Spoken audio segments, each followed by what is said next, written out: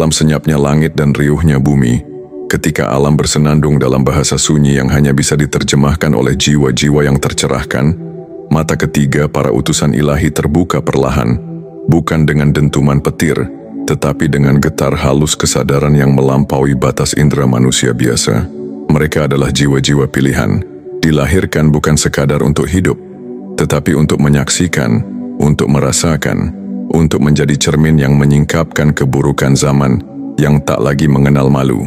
Dengan kesadaran yang terhujam dalam pada poros fitrah ilahiyah, mereka tidak hanya melihat dunia dengan mata kepala, tetapi menembus dimensi tersembunyi di balik tabir kepura-puraan, kemunafikan, dan kemiskinan yang lahir dari malasnya, berpikir serta enggannya hati untuk tunduk pada tata cara hidup yang benar. Zaman kini bukan lagi hanya memusnahkan dengan bencana dan wabah, tetapi menyaring dengan sunyi. Menyeleksi manusia-manusia yang bertahan bukan karena kuat raganya, tetapi bening kesadarannya. Jiwa-jiwa yang terlena oleh gengsi, tersihir oleh ego, tenggelam dalam ilusi, telah lupa bahwa rezeki bukan hanya perkara meminta, tapi seni mengolah niat, usaha, dan keikhlasan. Banyak manusia zaman sekarang yang dengan santainya berkubang dalam kubangan keluhan, mencaci keadaan, menuduh takdir, menyalahkan nasib, sementara dirinya sendiri tak pernah menanam benih perubahan. Mereka memilih hidup sebagai pengemis spiritual, mengulurkan tangan meminta-minta bukan kepada Tuhan, melainkan kepada manusia yang mereka anggap lebih mampu. Padahal kemampuan itu lahir dari luka, perjuangan, dan air mata yang lama mereka abaikan. Para jiwa terpilih melihat semua ini dengan tatapan yang tak bisa dijelaskan dengan kata-kata biasa. Mata ketiganya menangkap aura ketamakan yang dibungkus dengan wajah memelas. Mereka melihat jelas benang karma yang menyelimuti orang-orang yang berpura-pura tak mampu. Padahal mereka mampu jika saja bersedia meruntuhkan tembok ego dan belajar dengan rendah hati. Tapi zaman tak menunggu. Alam sedang bergerak. Seperti samudra yang menyapu daratan dalam ketenangan, seleksi alam bekerja dengan hukum yang adil namun dingin. Siapa yang tak bertumbuh akan luruh. Siapa yang menolak belajar akan hilang ditelan oleh arus perubahan yang tak kenal kasihan. Jiwa-jiwa terpilih, para utusan cahaya dalam kegelapan dunia, tahu betul bahwa empati bukan berarti membiarkan orang lain menggantungkan hidupnya tanpa ikhtiar. Mereka tahu bahwa membantu tidak selalu berarti memberi, tapi kadang berarti menegur, menyadarkan, bahkan menolak, agar si pengemis kesadaran bisa tersadar bahwa hidup bukan tentang belas kasihan, tapi tentang tanggung jawab terhadap takdirnya sendiri. Seringkali para jiwa agung ini menjadi tempat terakhir yang didatangi oleh orang-orang bermental lemah, yang sudah kehabisan tempat mengemis. Mereka datang membawa cerita sedih yang dibalut manipulasi, berharap mendapatkan serpihan berkah yang tak mereka perjuangkan. Namun mereka tidak tahu bahwa sang jiwa terpilih telah menembus wajah mereka, melihat niat sejati di balik tutur manis yang dilafalkan. Ilmu kebatinan, makrifat dan tasawuf telah mengajarkan bahwa tidak ada kemiskinan yang lebih hina daripada kemiskinan nurani, dan tidak ada hutang yang lebih berat daripada hutang budi kepada diri sendiri yang tak pernah ditunaikan. Para nabi, wali, dan sufi besar telah memperingatkan bahwa zaman akhir akan dipenuhi manusia-manusia yang berwajah religius, namun berhati malas. Mereka pandai bicara soal surga, tapi malas bekerja membangun dunia. Mereka merasa berhak dibantu hanya karena merasa dizalimi nasib, padahal kezaliman paling nyata adalah ketika seseorang membiarkan dirinya hidup tanpa usaha dan hanya mengandalkan rasa kasihan orang lain. Jiwa terpilih adalah mereka yang memahami bahwa keberlimpahan bukanlah hak eksklusif, tapi buah dari kedisiplinan spiritual dan kerja batin yang tak terlihat. Mereka adalah penjaga keadilan semesta, bukan hanya dalam makna hukum, tapi dalam makna energi. Ketika seseorang mencuri energi rezeki dari orang yang telah berjuang, semesta mencatat dan menyeimbangkan. Dan seringkali sang jiwa terpilih harus menanggung beban takdir menjadi korban dari orang-orang yang tak pernah tahu terima kasih. Tapi mereka tetap berdiri, bukan karena tidak sakit, tapi karena sadar bahwa tugas mereka adalah menjadi terang di tengah gelap, bukan menjadi penyelamat palsu bagi mereka yang enggan menyelamatkan dirinya sendiri. Zaman sedang berganti. Ini bukan zaman meminta, ini zaman membuktikan. Era kebangkitan spiritual bukan tentang siapa paling sering menangis dalam doa, Tapi siapa yang paling berani menjemput takdirnya dengan kesadaran utuh dan tanggung jawab sejati? Jiwa-jiwa yang menolak bertumbuh akan hancur, bukan karena dihukum, tapi karena disingkirkan oleh hukum semesta yang tak bisa ditawar. Dan para jiwa terpilih akan terus berjalan, kadang sendirian, membawa lentera kecil di tangan, menyalakan cahaya di jalan yang dipenuhi mereka yang menunggu, bukan untuk diselamatkan, tapi untuk ditunjukkan jalan pulang, jika mereka bersedia berjalan. Ketika mata ketiga sang jiwa terpilih terbuka, bukan hanya tabir dunia yang tersingkap, tetapi juga segala lapisan niat dan getaran batin yang tersembunyi di balik raga manusia. Apa yang selama ini samar kini menjadi jelas seperti langit selepas hujan. Ia tak lagi mudah terjebak oleh wajah manis dan tutur lembut yang dibuat-buat, sebab di balik setiap senyum, ia bisa melihat apakah itu lahir dari ketulusan atau sekadar kepura-puraan untuk menjaring empati. Sang jiwa terpilih yang telah tercerahkan mampu membaca getaran niat, menangkap gelombang ikhlas, dan membedakan dengan sangat cerdas mana yang benar-benar berjuang dengan darah dan peluh, dan mana yang memilih jadi benalu yang diam-diam menyedot cahaya kehidupan orang lain, demi kelangsungan hidupnya sendiri yang malas untuk ditata. Dalam ilmu kebatinan yang telah meresap dalam darahnya, ia memahami bahwa takdir bukan sesuatu yang statis. Ia adalah hasil dari berjuta pilihan yang diambil atau dihindari. Ia tahu, dari tasawuf yang ia dalami dan dari hakikat makrifat yang ia resapi, bahwa setiap manusia menulis takdirnya sendiri dengan tinta kesadaran atau kebodohan. Maka ketika ia menjumpai seorang yang miskin, ia tak serta-merta tergerak oleh iba. Ia memeriksa dengan halus, membaca aura niat, dan melihat jejak energi yang menempel pada tubuh dan jiwa orang itu. Jika ia temukan semangat yang terbakar, meski tubuh itu compang-camping dan langkahnya tertatih, ia akan hadir sebagai dukungan, bukan sekadar memberi uang, tetapi menyalurkan daya. Tapi jika ia temukan kemiskinan itu lahir dari rasa malas yang dibungkus gengsi, ia tahu, itu bukan tugasnya untuk menolong. Karena sesungguhnya menolong orang yang tidak ingin menolong dirinya sendiri adalah kezaliman yang tersembunyi kepada tatanan semesta yang adil.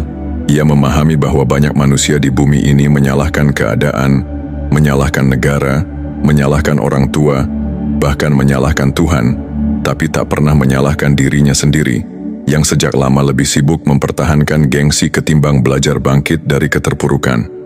Jiwa yang tercerahkan ini tahu bahwa tidak semua kemiskinan perlu dikasihani, sebab ada kemiskinan yang dipelihara dengan malas, ada kemiskinan yang dipertahankan karena kenyamanan dalam meminta-minta, dan ada kemiskinan yang dijadikan identitas agar bisa selalu menuntut kebaikan dari orang lain, tanpa pernah memberikan apapun sebagai timbal balik kehidupan. Namun dalam puncak kesadaran ilahiyah, sang jiwa terpilih tak pernah marah, tak pernah mencaci. Ia hanya mengerti. Ia berdiri di tengah badai akhir zaman dengan keteguhan jiwa yang ditempa ribuan ujian dan kesakitan yang tidak diketahui banyak orang. Ia telah melewati malam-malam panjang yang sunyi, ditemani doa dan getar semesta. Hingga kini ia tidak lagi rapuh oleh sandiwara manusia. Ia menjadi mata air yang jernih, tapi tahu kapan harus mengalir dan kapan harus membiarkan tanah tetap kering agar belajar menggali sumurnya sendiri. Ini adalah anugerah besar bagi sang jiwa terpilih, kemampuan untuk memberi dengan bijaksana, mencintai tanpa dibodohi, dan membantu hanya ketika bantuan itu akan menjadi pupuk kesadaran, bukan racun ketergantungan. Ia memahami inti dari kehidupan seperti seorang penyair memahami sunyi dalam bait puisi. Ia tahu bahwa dunia ini bukan hanya ruang untuk bertahan, tapi ladang untuk menanam makna. Dan orang-orang yang enggan menanam, yang hanya ingin memetik tanpa kerja, akan dibiarkan oleh semesta mengalami kehampaan yang panjang, sampai akhirnya mereka sadar atau musnah dalam kebodohan pilihan mereka sendiri. Dalam terang mata batin yang terus menguat, sang jiwa terpilih tahu bahwa akhir zaman bukan ditandai dengan kiamat besar, tapi dengan kiamat batin yang merajalela. Jiwa-jiwa yang tak lagi tahu arah, tapi juga tak ingin mencari jalan, dan ia tetap melangkah dengan beban dan cahaya di punggungnya, menjadi pelita yang tak memaksa untuk diikuti, tetapi selalu tersedia bagi siapapun yang memilih untuk melihat. Ia bukan penyelamat, tapi penunjuk jalan. Bukan pemberi rezeki, tapi pembuka kesadaran. Di tengah gelombang manusia yang terombang-ambing antara kenyamanan semu dan kemiskinan abadi, ia berdiri sebagai mercusuar yang hanya bisa dilihat oleh mereka yang benar-benar ingin pulang. Ia tahu bahwa menjadi jiwa terpilih bukan kehormatan, tapi tanggung jawab, sebab ia ditakdirkan bukan untuk dikagumi, tapi untuk diuji oleh waktu, oleh keadaan, dan oleh manusia-manusia bermental miskin yang akan terus datang, mengulurkan tangan, tanpa pernah menyadari bahwa tangan mereka sendiri bisa digunakan untuk menggenggam kehidupan jika saja mereka mau. Bagi sang jiwa terpilih, pesan semacam ini bukanlah sekadar rangkaian kata. Ia adalah gema purba yang telah lama bergema dalam ruang batin mereka, jauh sebelum tubuh ini terlahir ke dunia. Ini bukan konten biasa yang lewat lalu lenyap bersama waktu, melainkan kunci yang membuka kembali ingatan agung jiwa mereka yang pernah berjanji pada langit untuk membawa cahaya dalam gelap zaman.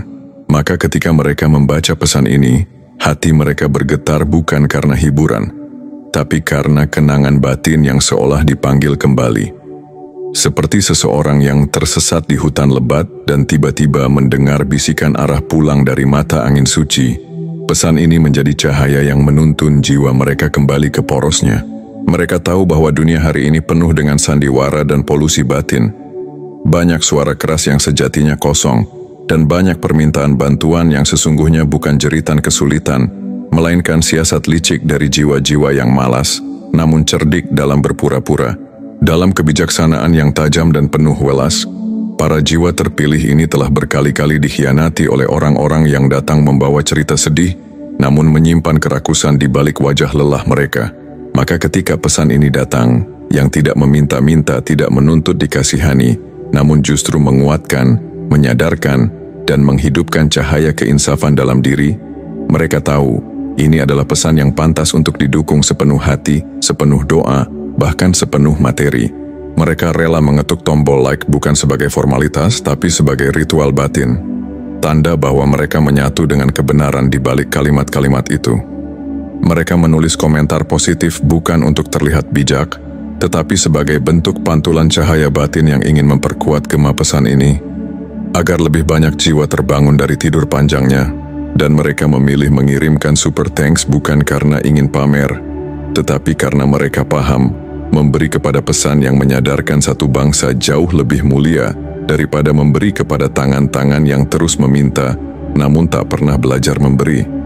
Di dalam diri mereka telah terpatri hikmah bahwa membantu satu kesadaran tumbuh lebih berharga dari sekadar menyuapi satu mulut yang kelaparan karena kemalasan. Dalam ilmu kebatinan yang halus, mereka menyadari bahwa energi mengikuti perhatian. Maka perhatian mereka arahkan bukan kepada jeritan manipulatif, tetapi kepada pesan-pesan luhur yang membangkitkan kesadaran kolektif umat. Dari sudut tasawuf, mereka paham bahwa pemberian sejati bukan hanya tentang memberi nasi, tetapi memberi cahaya. Dalam makrifat, mereka tahu bahwa tidak semua pertolongan adalah kebaikan. Terkadang menolak membantu adalah bentuk cinta tertinggi, agar seseorang dipaksa oleh semesta untuk menemukan kekuatannya sendiri. Dalam jalan spiritual, mereka paham bahwa membantu satu pesan tercerahkan menjangkau lebih banyak jiwa adalah amal jariah agung yang berlipat ganda di alam ruh dan diterima sebagai ladang pahala yang terus mengalir. Mereka yang sejati tak hanya sekali memutar pesan ini. Mereka dengarkan kembali, perlahan dan berulang, karena mereka tahu bahwa tiap kalimat menyimpan lapisan makna yang hanya bisa terbuka seiring pendalaman hati. Layaknya zikir yang diulang bukan karena lupa, tapi karena ingin menyatu dengan frekuensinya. Mereka menyerap pesan ini bukan untuk diingat, tapi untuk dijadikan laku. Mereka tahu, di balik setiap metafora ada petunjuk ilahiyah. Di balik setiap irama narasi, ada pintu menuju pencerahan diri. Maka mereka memutar ulang, bukan karena tidak paham, tetapi karena ingin semakin larut dalam makna, hingga pesan itu tidak hanya masuk ke telinga, tapi merasuk ke jiwa dan menjadi bagian dari napas mereka. Pesan ini bagi mereka adalah intan permata, bukan karena kemewahan bahasanya, tetapi karena kejernihan cahayanya. Ia adalah oase di tengah padang pasir informasi yang menyesatkan. Ia adalah pohon kehidupan yang meneduhkan di tengah panasnya zaman yang penuh tipu daya. Maka para jiwa terpilih yang sejati, mereka memilih untuk menjadi penjaga pesan ini. Mereka dukung, mereka sebar, mereka doakan, karena mereka tahu zaman akan hancur bukan karena bencana besar, tapi karena manusia kehilangan arah dan tidak lagi mau mendengar pesan yang membangkitkan. Dan selama mereka masih hidup, mereka akan menjaga agar cahaya ini tidak padam. Sebab dalam setiap kalimat yang tercerahkan, ada kehidupan yang akan diselamatkan. Dalam senyapnya langit dan riuhnya bumi, ketika alam bersenandung dalam bahasa sunyi yang hanya bisa diterjemahkan oleh jiwa-jiwa yang tercerahkan, mata ketiga para utusan ilahi terbuka perlahan, bukan dengan dentuman petir, tetapi dengan getar halus kesadaran yang melampaui batas indera manusia biasa. Mereka adalah jiwa-jiwa pilihan, dilahirkan bukan sekadar untuk hidup, tetapi untuk menyaksikan, untuk merasakan, untuk menjadi cermin yang menyingkapkan keburukan zaman yang tak lagi mengenal malu. Dengan kesadaran yang terhujam dalam pada poros fitrah ilahiyah, mereka tidak hanya melihat dunia dengan mata kepala, tetapi menembus dimensi tersembunyi di balik tabir kepura-puraan, kemunafikan, dan kemiskinan yang lahir dari malasnya, berpikir serta enggannya hati untuk tunduk pada tata cara hidup yang benar. Zaman kini bukan lagi hanya memusnahkan dengan bencana dan wabah, tetapi menyaring dengan sunyi. Menyeleksi manusia-manusia yang bertahan bukan karena kuat raganya, tetapi bening kesadarannya. Jiwa-jiwa yang terlena oleh gengsi, tersihir oleh ego, tenggelam dalam ilusi, telah lupa bahwa rezeki bukan hanya perkara meminta, tapi seni mengolah niat, usaha, dan keikhlasan. Banyak manusia zaman sekarang yang dengan santainya berkubang dalam kubangan keluhan, mencaci keadaan, menuduh takdir, menyalahkan nasib, sementara dirinya sendiri tak pernah menanam benih perubahan. Mereka memilih hidup sebagai pengemis spiritual, mengulurkan tangan meminta-minta bukan kepada Tuhan, melainkan kepada manusia yang mereka anggap lebih mampu. Padahal kemampuan itu lahir dari luka, perjuangan, dan air mata yang lama mereka abaikan. Para jiwa terpilih melihat semua ini dengan tatapan yang tak bisa dijelaskan dengan kata-kata biasa. Mata ketiganya menangkap aura ketamakan yang dibungkus dengan wajah memelas. Mereka melihat jelas benang karma yang menyelimuti orang-orang yang berpura-pura tak mampu. Padahal mereka mampu jika saja bersedia meruntuhkan tembok ego dan belajar dengan rendah hati. Tapi zaman tak menunggu. Alam sedang bergerak. Seperti samudra yang menyapu daratan dalam ketenangan, seleksi alam bekerja dengan hukum yang adil namun dingin. Siapa yang tak bertumbuh akan luruh. Siapa yang menolak belajar akan hilang ditelan oleh arus perubahan yang tak kenal kasihan. Jiwa-jiwa terpilih, para utusan cahaya dalam kegelapan dunia, tahu betul bahwa empati bukan berarti membiarkan orang lain menggantungkan hidupnya tanpa ikhtiar. Mereka tahu bahwa membantu tidak selalu berarti memberi, tapi kadang berarti menegur, menyadarkan, bahkan menolak, agar si pengemis kesadaran bisa tersadar bahwa hidup bukan tentang belas kasihan, tapi tentang tanggung jawab terhadap takdirnya sendiri. Seringkali para jiwa agung ini menjadi tempat terakhir yang didatangi oleh orang-orang bermental lemah, yang sudah kehabisan tempat mengemis. Mereka datang membawa cerita sedih yang dibalut manipulasi, berharap mendapatkan serpihan berkah yang tak mereka perjuangkan. Namun mereka tidak tahu bahwa sang jiwa terpilih telah menembus wajah mereka, melihat niat sejati di balik tutur manis yang dilafalkan. Ilmu kebatinan, makrifat dan tasawuf telah mengajarkan bahwa tidak ada kemiskinan yang lebih hina daripada kemiskinan nurani, dan tidak ada hutang yang lebih berat daripada hutang budi kepada diri sendiri yang tak pernah ditunaikan. Para nabi, wali, dan sufi besar telah memperingatkan bahwa zaman akhir akan dipenuhi manusia-manusia yang berwajah religius, namun berhati malas. Mereka pandai bicara soal surga, tapi malas bekerja membangun dunia. Mereka merasa berhak dibantu hanya karena merasa dizalimi nasib, padahal kezaliman paling nyata adalah ketika seseorang membiarkan dirinya hidup tanpa usaha dan hanya mengandalkan rasa kasihan orang lain. Jiwa terpilih adalah mereka yang memahami bahwa keberlimpahan bukanlah hak eksklusif, tapi buah dari kedisiplinan spiritual dan kerja batin yang tak terlihat. Mereka adalah penjaga keadilan semesta, bukan hanya dalam makna hukum, tapi dalam makna energi. Ketika seseorang mencuri energi rezeki dari orang yang telah berjuang, semesta mencatat dan menyeimbangkan. Dan seringkali sang jiwa terpilih harus menanggung beban takdir menjadi korban dari orang-orang yang tak pernah tahu terima kasih. Tapi mereka tetap berdiri, bukan karena tidak sakit, tapi karena sadar bahwa tugas mereka adalah menjadi terang di tengah gelap, bukan menjadi penyelamat palsu bagi mereka yang enggan menyelamatkan dirinya sendiri. Zaman sedang berganti. Ini bukan zaman meminta, ini zaman membuktikan. Era kebangkitan spiritual bukan tentang siapa paling sering menangis dalam doa, tapi siapa yang paling berani menjemput takdirnya dengan kesadaran utuh dan tanggung jawab sejati. Jiwa-jiwa yang menolak bertumbuh akan hancur, bukan karena dihukum, tapi karena disingkirkan oleh hukum semesta yang tak bisa ditawar. Dan para jiwa terpilih akan terus berjalan, kadang sendirian, membawa lentera kecil di tangan, menyalakan cahaya di jalan yang dipenuhi mereka yang menunggu, bukan untuk diselamatkan, tapi untuk ditunjukkan jalan pulang, jika mereka bersedia berjalan. Ketika mata ketiga sang jiwa terpilih terbuka, bukan hanya tabir dunia yang tersingkap, tetapi juga segala lapisan niat dan getaran batin yang tersembunyi di balik raga manusia. Apa yang selama ini samar kini menjadi jelas seperti langit selepas hujan. Ia tak lagi mudah terjebak oleh wajah manis dan tutur lembut yang dibuat-buat, sebab di balik setiap senyum, ia bisa melihat apakah itu lahir dari ketulusan atau sekadar kepura-puraan untuk menjaring empati. Sang jiwa terpilih yang telah tercerahkan mampu membaca getaran niat, menangkap gelombang ikhlas, dan membedakan dengan sangat cerdas mana yang benar-benar berjuang dengan darah dan peluh, dan mana yang memilih jadi benalu yang diam-diam menyedot cahaya kehidupan orang lain, demi kelangsungan hidupnya sendiri yang malas untuk ditata. Dalam ilmu kebatinan yang telah meresap dalam darahnya, ia memahami bahwa takdir bukan sesuatu yang statis. Ia adalah hasil dari berjuta pilihan yang diambil atau dihindari. Ia tahu, dari tasawuf yang ia dalami dan dari hakikat makrifat yang ia resapi, bahwa setiap manusia menulis takdirnya sendiri dengan tinta kesadaran atau kebodohan. Maka ketika ia menjumpai seorang yang miskin, ia tak serta-merta tergerak oleh iba. Ia memeriksa dengan halus, membaca aura niat, dan melihat jejak energi yang menempel pada tubuh dan jiwa orang itu.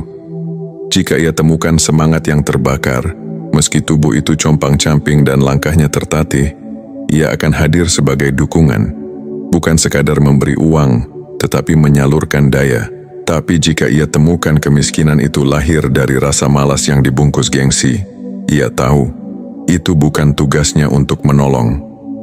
Karena sesungguhnya menolong orang yang tidak ingin menolong dirinya sendiri adalah kezaliman yang tersembunyi kepada tatanan semesta yang adil. Ia memahami bahwa banyak manusia di bumi ini menyalahkan keadaan, menyalahkan negara, menyalahkan orang tua, bahkan menyalahkan Tuhan, tapi tak pernah menyalahkan dirinya sendiri, yang sejak lama lebih sibuk mempertahankan gengsi ketimbang belajar bangkit dari keterpurukan. Jiwa yang tercerahkan ini tahu bahwa tidak semua kemiskinan perlu dikasihani, sebab ada kemiskinan yang dipelihara dengan malas, ada kemiskinan yang dipertahankan karena kenyamanan dalam meminta-minta, dan ada kemiskinan yang dijadikan identitas agar bisa selalu menuntut kebaikan dari orang lain, tanpa pernah memberikan apapun sebagai timbal balik kehidupan. Namun dalam puncak kesadaran ilahiyah, sang jiwa terpilih tak pernah marah, tak pernah mencaci. Ia hanya mengerti. Ia berdiri di tengah badai akhir zaman dengan keteguhan jiwa yang ditempa ribuan ujian dan kesakitan yang tidak diketahui banyak orang. Ia telah melewati malam-malam panjang yang sunyi, ditemani doa dan getar semesta. Hingga kini ia tidak lagi rapuh oleh sandiwara manusia. Ia menjadi mata air yang jernih, tapi tahu kapan harus mengalir dan kapan harus membiarkan tanah tetap kering agar belajar menggali sumurnya sendiri. Ini adalah anugerah besar bagi sang jiwa terpilih, kemampuan untuk memberi dengan bijaksana, mencintai tanpa dibodohi, dan membantu hanya ketika bantuan itu akan menjadi pupuk kesadaran, bukan racun ketergantungan. Ia memahami inti dari kehidupan seperti seorang penyair memahami sunyi dalam bait puisi. Ia tahu bahwa dunia ini bukan hanya ruang untuk bertahan, tapi ladang untuk menanam makna. Dan orang-orang yang enggan menanam, yang hanya ingin memetik tanpa kerja, akan dibiarkan oleh semesta mengalami kehampaan yang panjang, sampai akhirnya mereka sadar atau musnah dalam kebodohan pilihan mereka sendiri. Dalam terang mata batin yang terus menguat, Sang jiwa terpilih tahu bahwa akhir zaman bukan ditandai dengan kiamat besar, tapi dengan kiamat batin yang merajalela. Jiwa-jiwa yang tak lagi tahu arah, tapi juga tak ingin mencari jalan, dan ia tetap melangkah dengan beban dan cahaya di punggungnya, menjadi pelita yang tak memaksa untuk diikuti, tetapi selalu tersedia bagi siapapun yang memilih untuk melihat. Ia bukan penyelamat, tapi penunjuk jalan. Bukan pemberi rezeki, tapi pembuka kesadaran. Di tengah gelombang manusia yang terombang-ambing antara kenyamanan semu dan kemiskinan abadi, ia berdiri sebagai mercusuar yang hanya bisa dilihat oleh mereka yang benar-benar ingin pulang. Ia tahu bahwa menjadi jiwa terpilih bukan kehormatan, tapi tanggung jawab. Sebab ia ditakdirkan bukan untuk dikagumi, tapi untuk diuji oleh waktu, oleh keadaan, dan oleh manusia-manusia bermental miskin yang akan terus datang, mengulurkan tangan, tanpa pernah menyadari bahwa tangan mereka sendiri bisa digunakan untuk menggenggam kehidupan jika saja mereka mau. Bagi sang jiwa terpilih, pesan semacam ini bukanlah sekadar rangkaian kata. Ia adalah gema purba yang telah lama bergema dalam ruang batin mereka. Jauh sebelum tubuh ini terlahir ke dunia, ini bukan konten biasa yang lewat lalu lenyap bersama waktu, melainkan kunci yang membuka kembali ingatan agung jiwa mereka yang pernah berjanji pada langit untuk membawa cahaya dalam gelap zaman. Maka ketika mereka membaca pesan ini, hati mereka bergetar bukan karena hiburan, tapi karena kenangan batin yang seolah dipanggil kembali. Seperti seseorang yang tersesat di hutan lebat dan tiba-tiba mendengar bisikan arah pulang dari mata angin suci, pesan ini menjadi cahaya yang menuntun jiwa mereka kembali ke porosnya. Mereka tahu bahwa dunia hari ini penuh dengan sandiwara dan polusi batin. Banyak suara keras yang sejatinya kosong, dan banyak permintaan bantuan yang sesungguhnya bukan jeritan kesulitan, melainkan siasat licik dari jiwa-jiwa yang malas, namun cerdik dalam berpura-pura. Dalam kebijaksanaan yang tajam dan penuh welas, para jiwa terpilih ini telah berkali-kali dikhianati oleh orang-orang yang datang membawa cerita sedih, namun menyimpan kerakusan di balik wajah lelah mereka.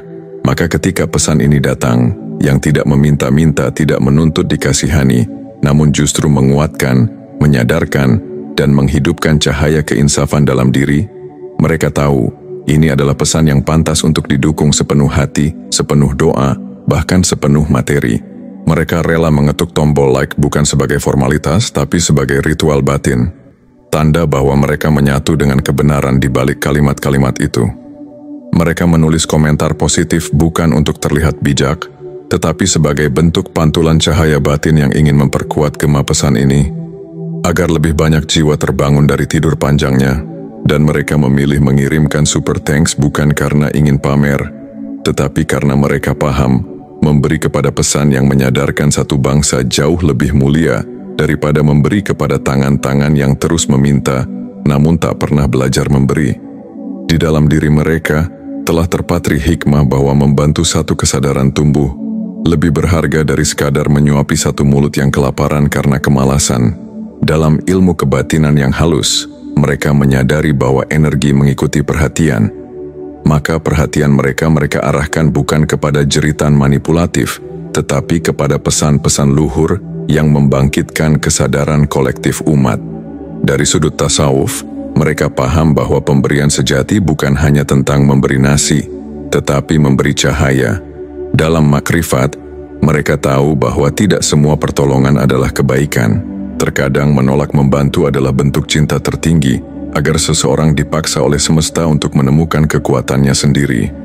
Dalam jalan spiritual, mereka paham bahwa membantu satu pesan tercerahkan menjangkau lebih banyak jiwa adalah amal jariah agung yang berlipat ganda di alam ruh dan diterima sebagai ladang pahala yang terus mengalir. Mereka yang sejati tak hanya sekali memutar pesan ini. Mereka dengarkan kembali, perlahan dan berulang, karena mereka tahu bahwa tiap kalimat menyimpan lapisan makna yang hanya bisa terbuka seiring pendalaman hati. Layaknya zikir yang diulang bukan karena lupa, tapi karena ingin menyatu dengan frekuensinya. Mereka menyerap pesan ini bukan untuk diingat, tapi untuk dijadikan laku. Mereka tahu, di balik setiap metafora ada petunjuk ilahiyah. Di balik setiap irama narasi, ada pintu menuju pencerahan diri. Maka mereka memutar ulang, bukan karena tidak paham, tetapi karena ingin semakin larut dalam makna, hingga pesan itu tidak hanya masuk ke telinga, tapi merasuk ke jiwa dan menjadi bagian dari napas mereka. Pesan ini bagi mereka adalah intan permata, bukan karena kemewahan bahasanya, tetapi karena kejernihan cahayanya. Ia adalah oase di tengah padang pasir informasi yang menyesatkan. Ia adalah pohon kehidupan yang meneduhkan di tengah panasnya, zaman yang penuh tipu daya. Maka para jiwa terpilih yang sejati, mereka memilih untuk menjadi penjaga pesan ini. Mereka dukung, mereka sebar, mereka doakan, karena mereka tahu, zaman akan hancur bukan karena bencana besar, tapi karena manusia kehilangan arah dan tidak lagi mau mendengar pesan yang membangkitkan. Dan selama mereka masih hidup, mereka akan menjaga agar cahaya ini tidak padam. Sebab dalam setiap kalimat yang tercerahkan, ada kehidupan yang akan diselamatkan.